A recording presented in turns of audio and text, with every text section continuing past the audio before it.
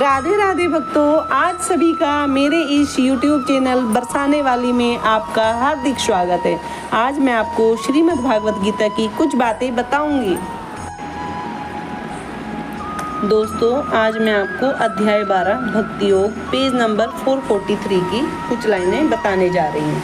जैसे कि हम सभी मंदिर में जाते हैं, आज मैंने जो पढ़ा है इस अध्याय में वही आपको बता रही हूँ। मंदिर में विग्रह पूजा शैगुन पूजा है, क्योंकि भगवान को भौतिक गुणों के द्वारा प्रदर्शित किया जाता है।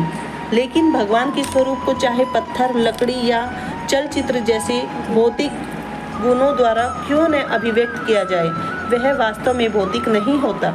परमेश्वर की यह परम प्रकृति है। यहाँ पर एक मोटा सा उदाहरण दिया जा सकता है।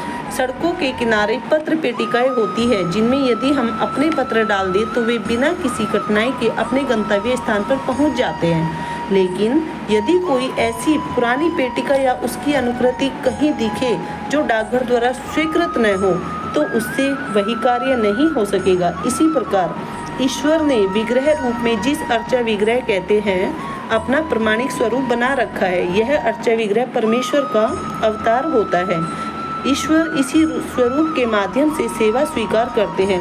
तो भक्तों, हमने इन लाइनों से ये सीखा है कि ईश्वर की जो भी मूर्ति है, अगर हम उनकी पूजा करते हैं, चाहे मंदिर में जाकर या घर में ही, तो हमने इससे ये सीखा है कि भगवान हमारी पूजा स्वीकार करते हैं।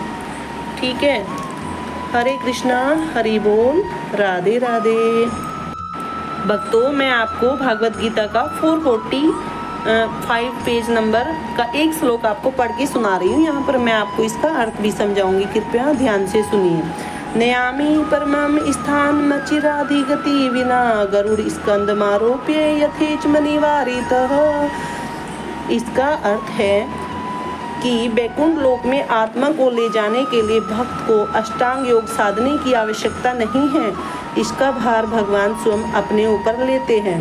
वे यहाँ पर स्पष्ट कह रहे हैं कि वे स्वयं ही उद्धारक बनते हैं। बालक अपने माता पिता द्वारा अपने आप रक्षित होता रहता है, जिससे उसकी स्थिति सुरक्षित रहती है। इसी प्रकार भक्त को योगाभ्यास द्वारा अन्य लोकों में जाने के लिए प्रयत्न करने की आवश्यकता नहीं होती, अपितु भगवान अपनी अनुग्रहवश स्वयं ही अपने पक्षी वाहन गरुड़ पर सवार होकर तुरंत आ जाते हैं और भक्त को भाव सागर से उबार लेते हैं। कोई कितना ही कुशल तैराक क्यों न हो और कितना ही प्रयत्न क्यों न करे, किंतु समुद्र में गिर जाने पर वह अपने को नहीं बचा सकता। किंतु यदि कोई आकार उसे जल से बाहर निकाल ले तो वह आसानी से बच जाता है। इसी प्रकार भगवान भक्त को इस भाव सागर से निकाल लेते हैं। तो भक्तों, राधे राधे, हरि